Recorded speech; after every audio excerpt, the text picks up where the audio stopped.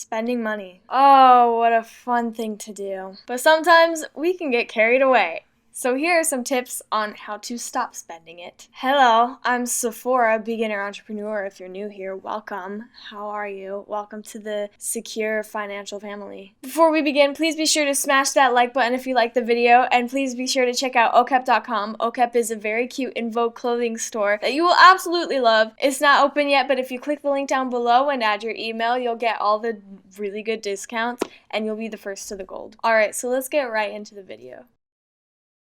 So knowing where you struggle is definitely the first step. Having an understanding of where it's coming from will help you figure out how to handle it. Pretty basic. Like for me personally, I know I struggle with spending money with clothing more than anything. So that is where I need to focus and use all of these tips in order to save some money.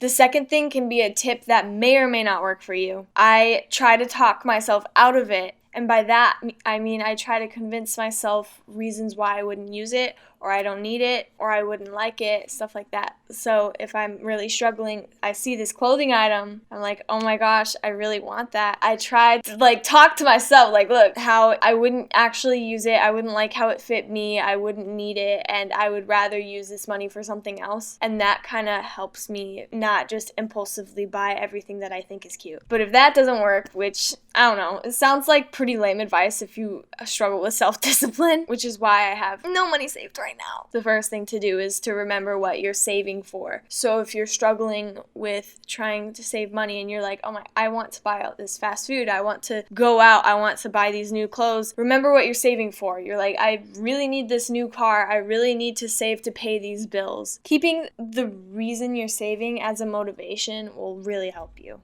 The second thing is to budget every trip. So if you go out and get food or something, budget it to the cheapest meal, or only $20 for my meal or something like that, so that you're still spending money and you can still enjoy yourself, but you're not going overboard. Budgeting really helps over time, especially if you go grocery shopping or if you go clothing shopping. If you have a budget, or budgeting for gifts for other people or for Christmas, holidays, it will help save a lot. Third thing is don't bring your credit card to every event, or don't bring cash at all, because then you actually can't spend the money. If you don't bring it, you won't have to struggle with it because you literally can't fight yourself over whether or not you should buy it. It's gone. The fourth thing you can do is if you really want something really bad and you think you actually want to buy it, take a picture of the item and save it, and then after a week or so, check to see if you still like the item, and if you still like the item, it's worth buying. But if you don't, then you've saved yourself some cash. This is a trick that my mom taught me. It really helps, especially when you go to the mall and you find all this weird stuff. You're like, oh my gosh, that would be so fun to have, and then you take a picture, and then a week later, you're like, that's not worth it at all. The fifth thing is to think about your money as time. So if you work the minimum wage of $12 an hour, and the item is $50, that's about 4 hours of your time. Is that item worth 4 hours of working? Because that's really what it comes down to. Time is money. So if it's worth 4 hours of working, congratulations. Last but not least, delete all the shopping apps from your phone